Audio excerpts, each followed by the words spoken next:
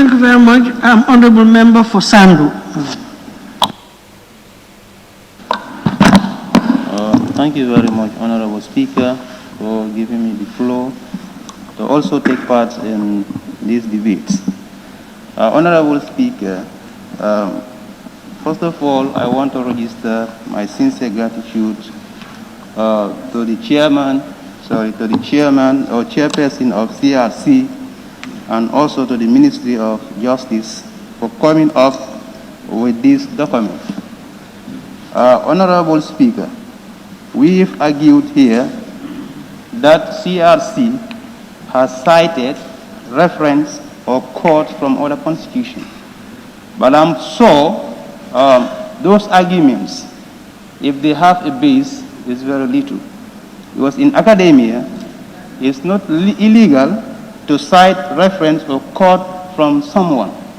Because all knowledge, whatever you want to come up, if you want to come with a new knowledge, Honorable Speaker, you must use the existing knowledge.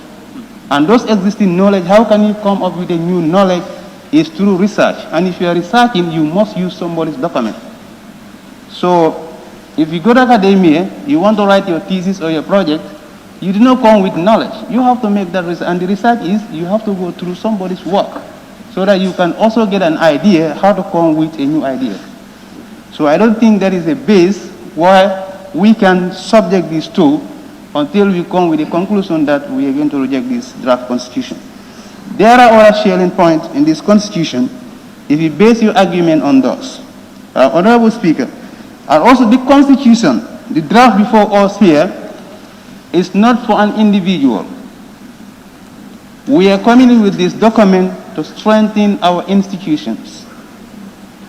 So if you talk about National Assembly has been given power, it's not the members, but the institution that has been empowered to do their work. Because when Mahanera is an MP today, but tomorrow somebody also can come. So it's not that to safeguard Mahanera alone in that seat, because the seat does not belong to Mahanera, it belongs to the people of Sandu. And the people of Sandu also have their thought in this constitution, or this draft constitution.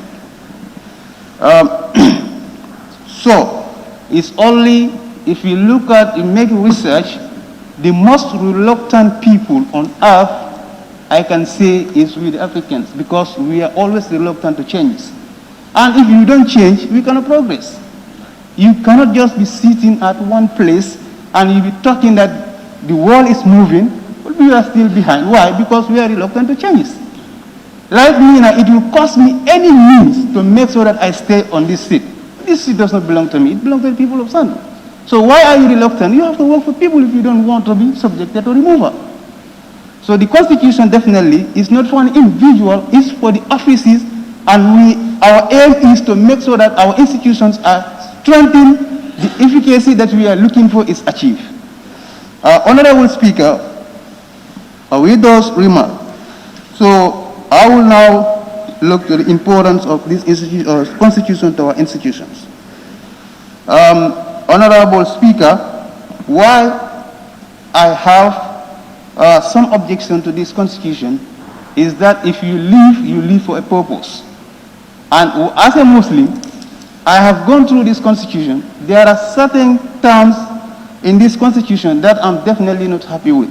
Because we all have been talking about secularism, that it has to be in this, some says it's supposed not to be in the constitution, but some say it should be in the constitution for protection. But we can see that again in a way where secularism is embedded in this constitution.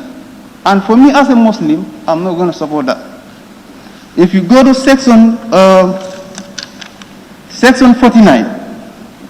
that allow me to quote, every person has the right to freedom of conscience, religious thought, belief, and opinion. 2, every person has the right, either individual or in communities, with others in public or private, to manifest and practice any religious or belief without any interference by the state. The secularism, I think, was talking about this in the 1997 Constitution. And it continues 3 up to 4. Honorable Speaker, if you also go to right to marry and found a family, in 1997 Constitution, the way it was framed there is different in this Constitution as well. And for me as a Muslim, definitely I prefer next world than this world.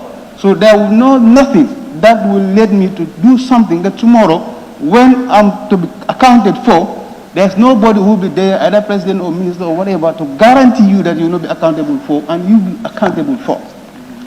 That is, a man and a woman of full age and capacity have the right to marry and found a family, and such marriage shall be based on the free and full consent of the man and the woman.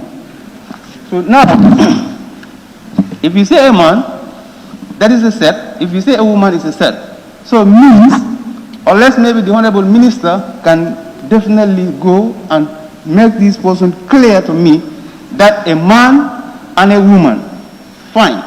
A man and a woman, they say a man and a woman. So these two sets now means two people from that set can marry, or two people from this other set also can marry. So which means still now, the gay marriage that we were talking about, to me, is still in this constitution. Unless otherwise, the minister is able to justify that, to make me believe that it does not mean that the legal implication of this clause. Yes, Honorable, can go ahead. Honorable Speaker, if we look at the 1997 Constitution, it says under Section 27, men and women of full age. Honorable, I didn't realize that he... Is it an observation? I want to get my records right. Yes, clarification, yes. Pardon? Yes, clarification. It's an observation. Yes, observation. Yes. And he has allowed me to do that. That Section 27 of the 1997 Constitution says that men and women of full age and capacity shall have the right to marry and found a family. So essentially, we are saying the same thing in this one. And I think we must be careful in interpreting again. Thank you.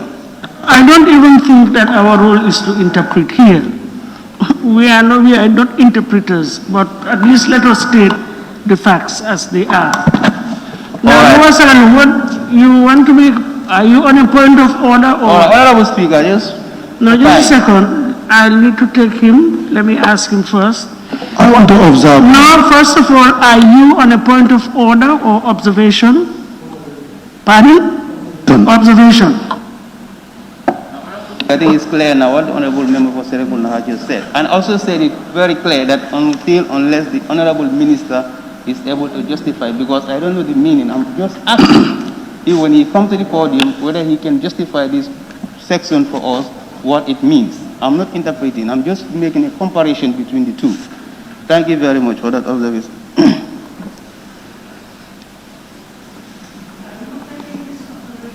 No, let me just continue. Okay. All right, good, Honorable Speaker. Thank you very much. Thank you, Honorable Member for Serekunda. You can see it now, like what I was saying, nobody is born with knowledge. You must get knowledge from other people. Honorable Speaker, this section, all right, I will leave it, the Honorable Minister can elaborate more on that. And Honorable Speaker, right to property. What I've seen here is only government or states that may forfeit property from someone in the illegal way. But Honorable Speaker, right to property, we have been experiencing a lot of problems in our area, especially in the rural areas. Now, the Honorable Minister, if this constitution definitely is in line with our criminal laws, if you go to our areas, Honorable Speaker, the theft cases in this in URR is rampant. And what happened, if somebody has right to his own property and somebody just come and steal that property from you, then the legal procedures is that that person, you should not touch the person. But at the end, those people, why are they even going ahead to make sure that they also do something to those people is because our justice system. You take somebody to court, at the end of the day, you are frustrated, you use money, you pay lawyers, so at the end of the day, you only forgive your case. So with that note, Honorable Speaker, I think this constitution also should try and address that not only government, but also as an individual, you have your property, you should not give liberty to people when they come and steal, and you still said, no, this will not be touched because of human rights. It's true. Everybody has right. You have right to steal my property. So I don't have right to do anything. I also have right to my property. So it's happened there just recently in Sandu. We are having so many problems like that, Honorable Speaker. Okay, thank you. Minister, all right. So, Honorable Speaker, with these points, definitely if the Honorable Minister will be able to convince me on this, I don't have any problem with this constitution, only to let it go. And my stand is, if those areas can be addressed, can the Minister convince me on those ones, definitely I will vote for yes, so that this constitution will go to the next stage, because I'm representing the people of Sandu. If I'm here to exercise my right and scrutinize this document, I don't see any way that I can also seize their right from them, because they also have right to go and exercise on this draft constitution that is on the referendum. And also, I would tell members, still now the parliament has power to do something with this. These people are saying parliament has no power. Fine, because in our standing orders, you can see that from this stage now, it's either go to next stage, either we refer it to committee. The committee also can engage, so that anything that we don't want here, we can discuss with the ministry or CRC and see how best we can fine tune this one. But we will not definitely at this stage to drop this constitution, and definitely I don't see any reason that we should do that. Honorable Speaker, thank you very much.